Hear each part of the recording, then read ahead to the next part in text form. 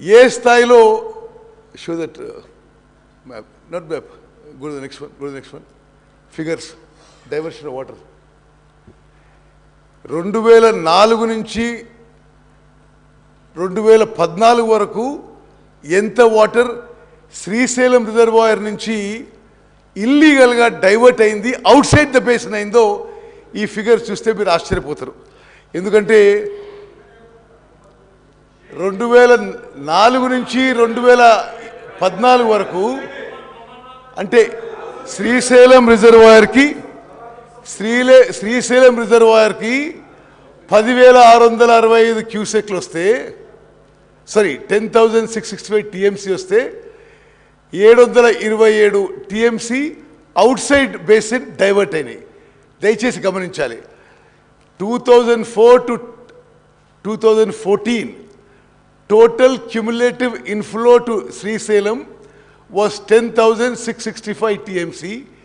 The water diverted out of the basin was 727 TMC. Telangana ఏర్పడ్డ తర్వాత Srisailam inflows 8,993 TMC ఉంటే 1,200 TMCలు divert అయినాయి. లుక్ ఎట్ దిస్, ఎంత గ్రాస్ ఇంజస్టిస్ జరిగింది. తెలంగాణ ఏర్పడ్డ తర్వాత, టీఆర్ఎస్ ప్రభుత్వం ఏర్పడిన తర్వాత, ఈ కాంగ్రెస్ ప్రభుత్వంలో గతంలో ఉమ్మడి ఆంధ్రప్రదేశ్లో 10,665 టీఎంసీల నుంచి 727 TMC diverted outside Srisailam reservoir.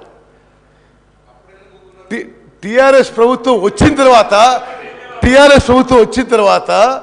8,993 TMC inflows ఉంటే 1,200 టీఎంసీలు diverted illegally outside from Srisailam reservoir.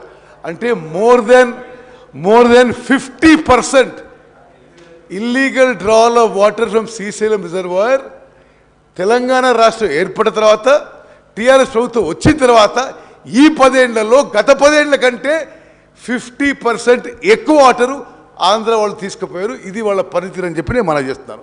ఇది ఫ్యాక్ట్స్ అండ్ ఫిగర్స్ అనేది. ఓకే, అంటే ఇన్ఫ్లో తగ్గింది, డైవర్షన్ పెరిగింది. ఇన్ఫ్లో తగ్గింది, డైవర్షన్ పెరిగింది. Okay, next. అదేవిధంగా తెలంగాణ రాష్ట్రం ఏర్పడిన తర్వాత స్పీకర్ సార్, తెలంగాణ రాష్ట్రం ఏర్పడిన తర్వాత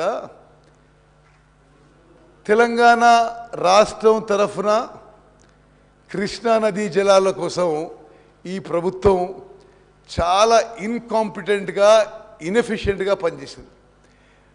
ప్రపంచవ్యాప్తంగా దేశాల మధ్య కానీ రాష్ట్రాల మధ్య కానీ